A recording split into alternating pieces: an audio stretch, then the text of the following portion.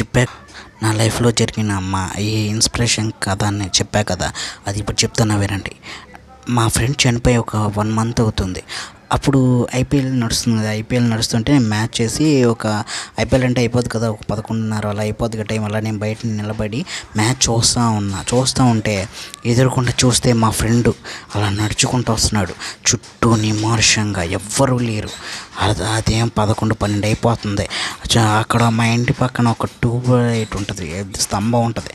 ఆ స్తంభం కాడ నిలబడి ఊపుతున్నాడు. నాకేం చేయాలో అర్థం కావట్లేదు. అయినా ధైర్యంగా నిలబడ్డా. ఎందుకంటే భయం చూపిస్తే మనల్ని ఎప్పటికైనా సరే మన భయమే మనకే శత్రువు అంటారు కదా. అందుకని ధైర్యంగా నిలబడి అలా ఇంట్లోకి వెళ్ళిపోయాను. ఎందుకంటే మనలో కొంతమంది భయపడి వాటికి ఎఫెక్ట్ అవుతారు. ఏంటంటే మనకు తెలిసిన వాళ్ళు మన లైఫ్లో ఏం చేయరు.